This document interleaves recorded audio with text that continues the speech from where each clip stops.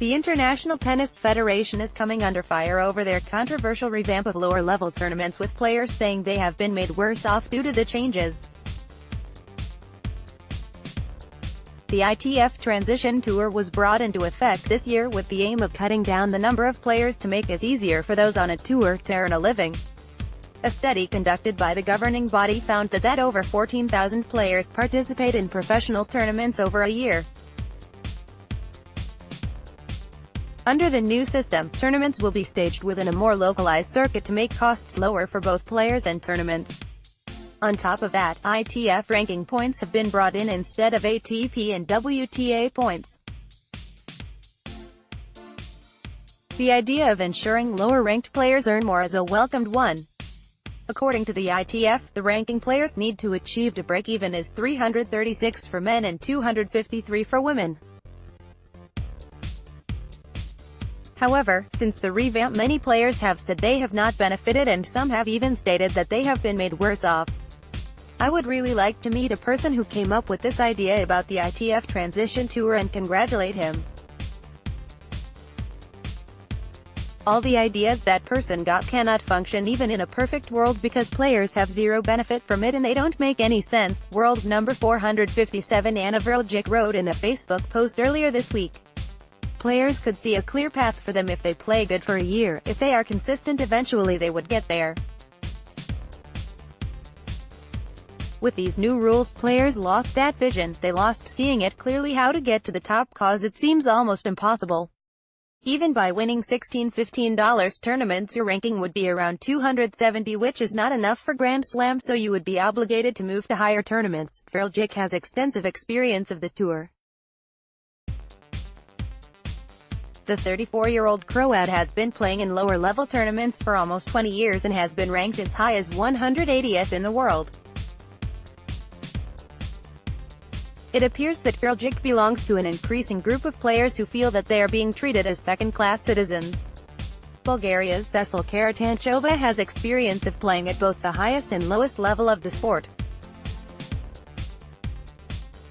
A former world number 35, she has played in 14 Grand Slam main draws and has 8 ITF titles to her name. At present she is placed outside of the top 200. Money talks and money rules. They don't need any players outside of top 100. They need the big names and the big profit from slams, Karatanchova wrote to Vrljic. By changing the rule, they secured easier stability for the top and impossible possibility for young, mid and lower-ranked players to exist. If you don't have the big agency behind you or a big sponsor, you might as well quit. It appears that the lower-ranked player is, the worse the situation. 524th ranked Svetlana Poroshenko played in 24 tournaments last year. This year, she failed to get into a $60,000 event she signed up for and was an alternative entrant for 2 other $25,000 events. The situation is no better for the men either. Under the Transition Tour, the rules are slightly different.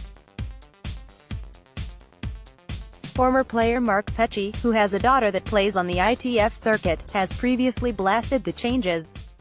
"It's a shambles. Everyone is responsible for this mess.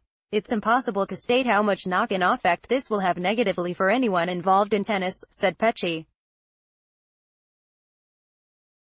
"A friend of mine who is ATP 670 showed me his entry list coming up for futures.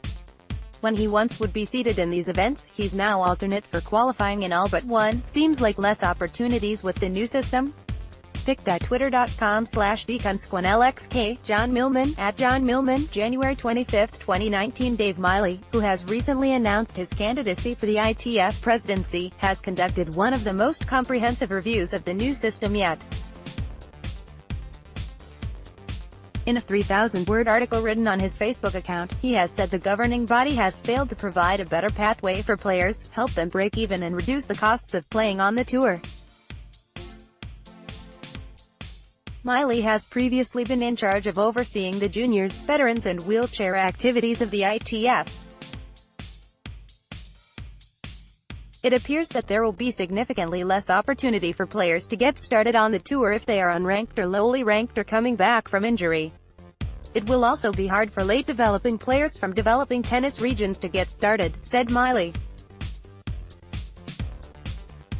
Remember, Kevin Anderson and Malek Jaziri were not so highly ranked as juniors and developed much later? Following those comments, it remains to be seen how Miley would address the changes should he become president later this year. Whilst the ITF had good intentions with their new structure, it is debatable if it is actually working effectively. One also has to question if they took into account evidence that proved the average age of a player peaking is rising, especially on the men's circuit. With a growing amount of dissatisfaction, it looks like this prediction of the great tennis scandal of 2019 by Sports Illustrated's John Wertheim is becoming more of a reality every day.